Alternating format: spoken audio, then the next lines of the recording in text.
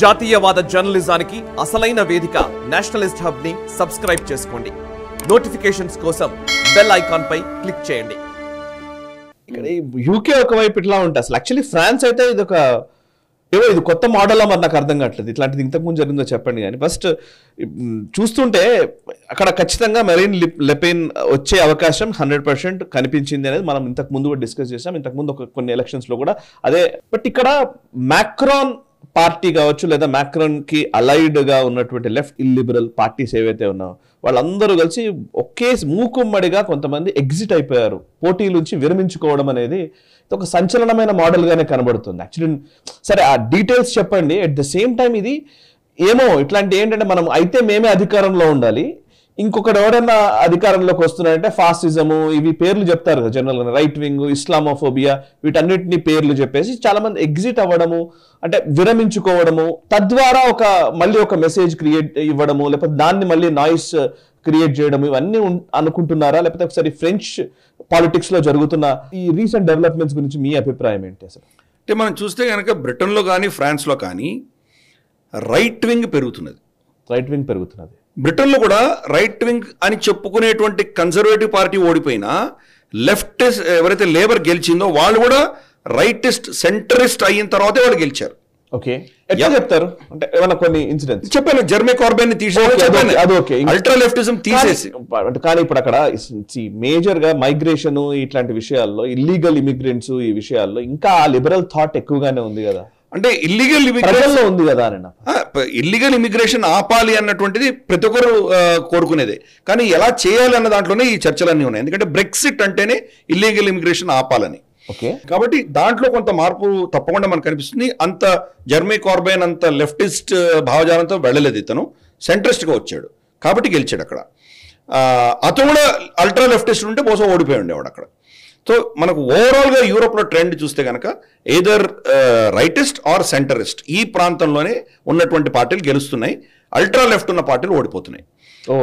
ఇప్పుడు ఇప్పుడు మనకు ఫ్రాన్స్ లో చూసామంటే యూరోపియన్ యూనియన్ ఎలక్షన్స్ జరిగినప్పుడు మరీన్ లెపెన్ పార్టీ చాలా గణనీయంగా వాళ్ళు సీట్లు సంపాదించడంతో ఒక గ్యాంబుల్ చేసి మెక్రాన్ ఏం చేశారంటే, ఎమాన్యుయల్ మెక్రాన్ ముందస్తుగా ఎన్నికలు పెట్టారు. పార్లమెంట్ని డిస్మిస్ చేసి ఇమీడియట్గా ఎలక్షన్ పెట్టాడు. ఎలక్షన్ పెట్టగానే ఫస్ట్ రౌండ్లో మరీన్ లెపెన్ పార్టీకి 33% సీట్లు వచ్చాయి. వాళ్ళ చట్టం ప్రకారం 50% కంటే ఎక్కువ సీట్లు వస్తేనే గెలిచినట్లు లెక్క. ఆవిడకి 33 ఉన్న 3 పార్టీల్లో కూడా ఆవిడకి మ్యాక్సిమం వచ్చాయి. తర్వాత నెక్స్ట్ లెఫ్టిస్ట్ పార్టీస్కి వచ్చి 28% సీట్లు వచ్చాయి. ఇమాన్యుయల్ మక్రాన్ ప్రెసిడెంట్ పార్టీకి 20% మాత్రమే, సెంటరిస్ట్ వాళ్ళు 20% మాత్రమే వచ్చాయి. ఇప్పుడు మళ్ళీ వాళ్ళకు ఈ ఆదివారం అంటే ఇప్పుడు మనది గ్లోబల్ రౌండ్ అప్ హోస్ట్ చేసే టైంకి వాళ్ళకి ఎన్నికలు జరుగుతాయి అదే రోజు. ఆ ఎన్నికల్లో సెకండ్ రౌండ్ అనమాట. దీంట్లో ఈ 3 పార్టీలే కంటెస్ట్ చేస్తున్నాయి. దీని తర్వాత ఉన్న పార్టీలు అనేటివి చాలా తక్కువ సీట్లో ఓట్లు వచ్చాయి కాబట్టి షేర్ వాళ్ళందరూ ఇప్పుడు పార్టిసిపేట్ చేయడానికి లేదు. 14-15% మినిమం ఓట్ షేర్ వస్తే వాళ్ళు సెకండ్ రౌండ్లో కంటెస్ట్ చేయవచ్చు. ఇప్పుడు ఏం చేస్తున్నారంటే వాళ్ళు ఒక టాక్టికల్ అండర్స్టాండింగ్ పెట్టుకున్నారు. వాళ్ళు ఎక్కడైతే ఓట్ స్ప్లిట్ అయ్యి మరీన్ లెపెన్ పార్టీ గెలుస్తుంది అన్నటువంటి భయాలు ఉన్నాయో అక్కడ ఆవిడను ఓడించడానికి, ఆవిడ పార్టీని ఓడించడానికి ఎవరు వీళ్ళిద్దరిలో ఎవరికి బలం ఎక్కువ ఉంది అనుకుంటారో వాళ్ళ నుంచి మిగతా వాళ్ళు పోటీ నుంచి వైదొలవడం మొదలుపెట్టారు. ఇది సేమ్ మన భారతదేశంలో మన జరిగినటువంటి ఇండి గఠబంధన్ అలయన్స్ ఎలా చేసిందో అలాగే చేశారు. ఫర్ ఇన్స్టెన్స్ కాంగ్రెస్ వ్యతిరేకతనే మూలాధారంగా ఉన్నటువంటి ఆమ్ ఆద్మీ పార్టీ కాంగ్రెస్తో పొత్తు కలుపుకొని మరి ఢిల్లీలో కంటెస్ట్ చేశారు కదా. ఈసారి డిపాజిట్ దక్కే వాళ్ళకి, గతంలో డిపాజిట్ కూడా దక్కలేదు వాళ్ళకి, ఈసారి డిపాజిట్ దక్కే వాళ్ళకి. ప్లస్ పైపెచ్చు కన్యాకుమారి లాంటి వాళ్ళకి 7 లక్షల ఓట్లు కూడా వచ్చాయి. అలాగే మనకు ఉత్తరప్రదేశ్లో కానీ వీళ్ళు టాక్టికల్ అండర్స్టాండింగ్ తోటి వెళ్ళారు. వీళ్ళు అంటే వాళ్ళ ఓట్ స్ప్లిట్ అవ్వకుండా ఎలా చేయాలి అన్న పరిస్థితి అక్కడ చేస్తున్నారు ఇప్పుడు. కాబట్టి మరీన్ లెపెన్ ఈసారి ఆవిడ పార్టీ గెలుస్తుందా అని చెప్పడం చాలా కష్టం. ఈ టాక్టికల్ ఓటింగ్లో బహుశా వాళ్ళిద్దరూ కలిస్తే కనుక ఆవిడకంటే ఎక్కువ సీట్లు వచ్చేటువంటి అవకాశాలు ఉన్నాయి. కానీ ఆవిడ ఎంత గణనీయంగా పెరిగిందో చూడవచ్చు. ఆల్మోస్ట్ గెలుపు దాకా వచ్చినటువంటి పరిస్థితి చూసామంటే కనుక ఈ అల్ట్రా లెఫ్ట్ భావజాలానికి వ్యతిరేకంగా ప్రజలు ఎలా ఉద్యమిస్తున్నారో వాళ్ళ ఆలోచనలు ఎలా ఉన్నాయో మనం అర్థం చేసుకోవచ్చు. Either centrist or rightist. ఇక్కడ ఇమాన్యుయల్ మక్రాన్ సెంటరిస్ట్ కాబట్టి ఆయన ఇప్పుడు ప్రభుత్వాన్ని ఏర్పాటు చేయాలంటే సెంట్రిస్ట్ పార్టీ, ఆయన సెంట్రిస్ట్ పార్టీ అల్ట్రా లెఫ్టిస్ట్ తో కలిస్తే కానీ అతను ఫామ్ చేయలేడు. సో అటువంటి పరిస్థితి ఈరోజు అక్కడ మనకు ఫ్రాన్స్లో చూస్తున్నాం మనం. ఫ్రాన్స్లో ఎప్పుడైతే ఈ ఫస్ట్ రౌండ్ ఆఫ్ ఎలక్షన్లో Marine Le Pen right wing party majority 33% వచ్చిందో, ఇమ్మీడియట్గా అక్కడ లెఫ్టిస్ట్ భావజాలం ఉన్నటువంటి వాళ్ళు, తర్వాత ఇస్లామిక్ దేశాల నుంచి ఇమిగ్రెంట్స్గా వచ్చినటువంటి వాళ్ళు అక్కడ రాయట్స్ చేయడం మొదలుపెట్టారు. భయంకరంగా అల్లకల్లోలం సృష్టించారు, బెదిరించారు. ఒకవేళ మరీన్ లపెన్ కనుక ప్రభుత్వం ఏర్పాటు చేస్తే మేము దీన్ని వ్యతిరేకిస్తూ మేము ఉద్యమాలు చేస్తాము, అస్థిరత తీసుకొస్తామని బెదిరించడం కూడా జరిగింది వాళ్ళు. సో ఇది అక్కడ ఉన్నటువంటి మనకు ఆవిడ పార్టీ పేరు నేషనల్ ర్యాలీ పార్టీ అంటారు. ఇది అక్కడ ఉన్నటువంటి పరిస్థితి ఈరోజు. సో అందుకని ఫ్రాన్స్లో నిజంగా పరిణామాలు ఏమొస్తాయని చెప్పడం చాలా కష్టం. ఆవిడకి బలం పెరిగినా కానీ కూడా ఆవిడ ప్రభుత్వం ఏర్పాటు చేయగలదా లేదా అన్నది బహుశా ఈ టాక్టికల్ ఓటింగ్ తర్వాత ప్రజలు ఎలా ఓటేస్తారో చూడాలి మనం. సో యాక్చువల్లీ ఎక్కడైతే డెమోక్రసీ పేరిట ఉన్నటువంటి అనేక ప్లేసుల్లో, అనేక దేశాల్లో కూడా సేమ్ రిపీట్ అవుతున్నట్టుగానే కనబడుతోంది.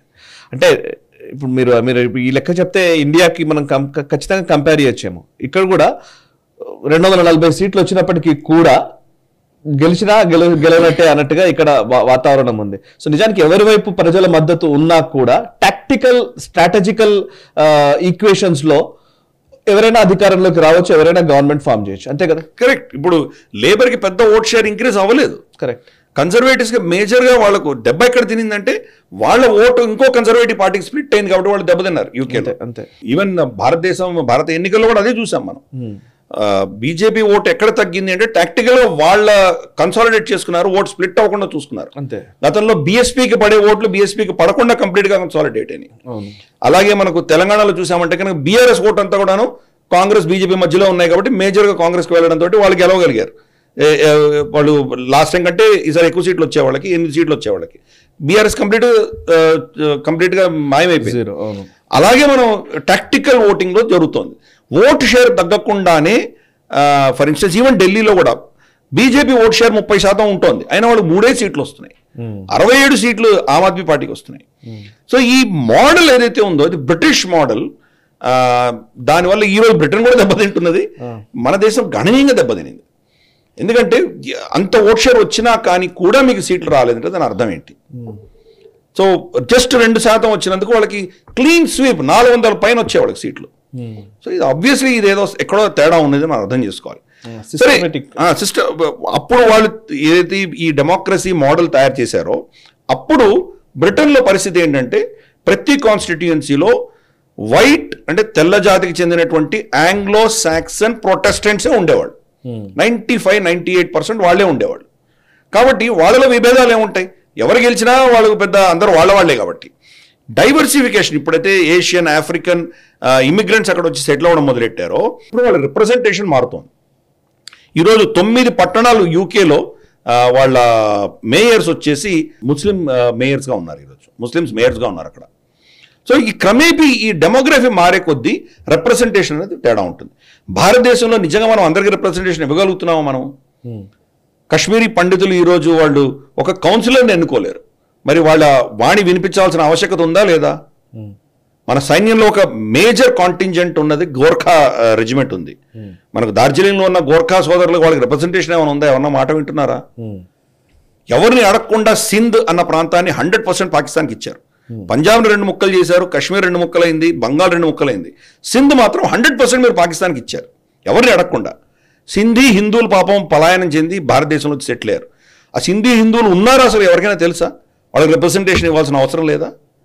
తీసుకుపోయి ఎక్కడో మీరు ఆంగ్లో ఇండియన్స్కి రిప్రజెంటేషన్ ఇస్తారా? ఏమైనా అర్థం ఉందా? సో నిజంగా ఇటువంటి మనం చూసుకుంటూ వెళ్తే కానీ మన దేశంలోనే అన్రిప్రజెంటెడ్ కమ్యూనిటీస్ కోకొల్లలు. తెలంగాణని తీసుకుందాం. తెలంగాణలో మనకు లంబాడీలు, గోండ్లు సిగ్నిఫికెంట్ మెంబర్స్ ఉన్నారు. వాళ్ళకి నిజంగా రిప్రజెంటేషన్ ఉంటుందా? వాళ్ళ స్వభాష, వాళ్ళ మాతృభాషగా ఏమైనా మనం సపోర్ట్ ఇస్తున్నామా? ఇంకా చెప్పాలంటే మన వనవాసీలు, చెంచులు, ఇట్లా చాలా మంది నుంచి వచ్చిన చాలా మంది ఉంటారు. అసలు ఏ రిప్రజెంటేషన్ ఏమీ లేదు.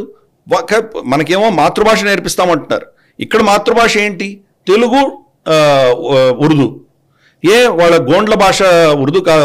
వాళ్ళ మాతృభాష కాదా? వాళ్ళకి నేర్పించక్కర్లేదా? వాళ్ళకి మీరు ఉర్దూలో నేర్పిస్తారా, తెలుగులో నేర్పిస్తారా? లంబాడీలు ఉన్నారు, మీరు లిపి లేదు, లిపి తెలుగు లిపి ఇచ్చారు, తెలుగు లిపి అంతే ఇచ్చారు. బట్ వాట్ ఎవర్, వాళ్ళ భాష అంటూ ఉంది కదా, భాషను గుర్తించారు. వాళ్ళ భాషను మీరు ఎందుకు గుర్తించారు? వాళ్ళకి ఎందుకు మీరు సపోర్ట్ చేయరు? ఇదే పరిస్థితి దేశవ్యాప్తంగా. మనం గురేజ్ వ్యాలీకి వెళ్ళాం, అక్కడ షీనా లాంగ్వేజ్ భాష ఎవరు పట్టించుకోలేదు, ఎవరు పట్టించుకోరు. అలాగే మనకు బాల్తీ, అవును, మనం వెళ్ళినటువంటి టుర్టుక్ ఆ ప్రాంతాలంతా మనం చలుంకే బాల్టీ అవన్నీ అక్కడ బాల్టీ మాట్లాడతారు, వాళ్ళకి ఏం రిప్రజెంటేషన్ ఉంది? సో మనకు ఈ దేశంలో లిపి పోయింది. సో ఇటువంటి మనకు వివిధ వైవిధ్యం ఉన్నటువంటి దేశంలో బ్రిటిష్ మోడల్ మన దగ్గర పనిచేయదు. అయినా మనం దాన్ని పట్టుకొని ఎలాడుతున్నాం, ఏదో దాన్ని మనం ఏదో చేసే ప్రయత్నం చేశాం. కానీ దీనివల్ల చాలా మందికి రిప్రజెంటేషన్ లేక వాళ్ళ సంస్కృతిని, వాళ్ళ కష్టాలను చట్టసభల దాకా రాకుండా పోతున్నాయి. కాబట్టి వాళ్ళని ఎక్స్ప్లాయిట్ చేసి ఉద్యమాలు చేస్తున్నటువంటి నక్సల్ కానీ ఇవన్నీ చూస్తున్నాం. మతం మార్చడం ఇవన్నీ జరుగుతున్నాయి. మీకు ఏదో అన్యాయం జరిగిపోతుంది, వాళ్ళు ఉద్యమాలు చేస్తున్నారు. వీళ్ళేమో మీకు అన్యాయం జరిగిందని కన్వర్షన్లు చేస్తున్నారు. సో ఇటువంటి పరిస్థితి రాకుండా వాళ్ళకు కూడా ఒక గౌరవప్రదమైనటువంటి రిప్రజెంటేషన్ ఉండాలి కదా. బ్రిటన్లో మనం చూస్తుంటే ఇదే పరిస్థితి. ఈరోజు బ్రిటన్ ఎందుకు ఇలా ఈ పరిస్థితికి వచ్చిందంటే కనుక ఈ యొక్క డెమోగ్రఫిక్ చేంజ్ వల్ల అక్కడ చాలా మార్పులు వస్తున్నాయి. ఇన్ఫ్యాక్ట్ ఒక అతను దాంట్లో గెలిచిన తర్వాత బయటికి రాగానే ఫస్ట్ అతని స్టేట్మెంట్ ఏంటంటే anti Israel pro Palestine statement ఇవ్వడం మొదలుపెట్టాడు అతను. ఎలాగైతే మనకు ఓవైసీ జై పాలెస్టీనా అన్నాడు. అంటే మీ దేశం గురించి మాట్లాడు, నువ్వు ఈ దేశంలో ఉన్నావు, ఈ దేశంలో ఎన్నుకోబడ్డావు, నీ ప్రజలకు నువ్వేం చేస్తావు దాని గురించి మాట్లాడు. ఎక్కడో ఇజ్రాయెల్ పాలెస్టైన్లో జరుగుతుంది, నీకెందుకు ఇది? సో ఈ అల్ట్రా ట్రాన్స్ నేషనల్ భావజాలం అంటే మీ సరిహద్దులు దాటి ఉన్నటువంటి విషయాల్లో జోక్యం చేసుకునేటువంటి భావజాలం ఏదైతే ఉందో అది ఇటువంటి పరిస్థితుల్లో వస్తోంది అక్కడ.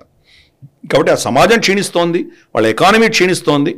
మరి లేబర్ పార్టీ అదే పంథాలో వెళ్తే కనుక ఈ ఇమిగ్రెంట్స్ని, తర్వాత ఈ ఇస్లామిక్ సపోర్ట్ చేస్తున్నటువంటి శక్తులని సపోర్ట్ చేసుకుంటూ వెళ్తే మరి దానికి నిష్కృతి లేదు ఇంగ్లాండ్కి. ఈరోజు ఎన్నో పట్టణాల్లో మనం చూస్తున్నాం గ్రూమింగ్ గ్యాంగ్స్ ఉంటున్నాయి. చిన్న చిన్న పిల్లల్ని వాళ్ళు పాపం అది దారుణంగా వాడుకుంటున్నారు. ఈ తెల్ల జాతికి చెందినటువంటి పిల్లలు అక్కడ సురక్షితంగా లేరు అని మనకు స్పష్టంగా అర్థమవుతుంది. మరి లేబర్ పార్టీ కనుక వాళ్ళ సమర్థనతో గెలిచింది కాబట్టి వాళ్ళని అపేక్షించి ఊరుకుందంటే కనుక మరి ఆ సమాజం ఏమవుతుందో మనకు తెలియదు. అలాగే మనకు ఫ్రాన్స్లో కూడా వీళ్ళు ఇప్పుడు కనుక రైట్ వింగ్ మరీన్ లపెన్ ఇప్పుడు గెలవకపోతే తర్వాత రైట్ వింగ్ గెలుస్తుందో లేదో ఎవరు చెప్పలేరు. మళ్ళీ లెఫ్ట్ వింగే గెలిచిందంటే కనుక అక్కడ ఉన్నటువంటి ఈ విద్రోహ శక్తులు ఏవైతే ఉన్నాయో వాటికి ఇంకా బలం వస్తుంది. కాబట్టి ఓవరాల్గా మనకి యూరోప్లో అంతా కూడాను సమాజం క్షీణిస్తోంది మనకు స్పష్టంగా కనిపిస్తోంది. ఆ సమాజం క్షీణిస్తున్న సమాజాన్ని కాపాడుకునే ప్రయత్నంలోనే రైట్ వింగర్స్ ఎక్కువగా గెలుస్తున్నారని మనం చూడొచ్చు. మనం రైట్ సార్. ఈ వీడియో మీకు నచ్చినట్టయితే లైక్ చేయండి, 10 మందికి షేర్ చేయండి. అలాగే కామెంట్ల రూపంలో మీ అభిప్రాయాలను మాతో పంచుకోండి. Nationalist hub group of channels ను సబ్స్క్రైబ్ చేసుకుని తెలుగునాట జాతీయవాద జర్నలిజాన్ని ప్రోత్సహించండి. ఈ వీడియో కింద ఉన్న బెల్ ఐకాన్ పై క్లిక్ చేయడం మర్చిపోవద్దు.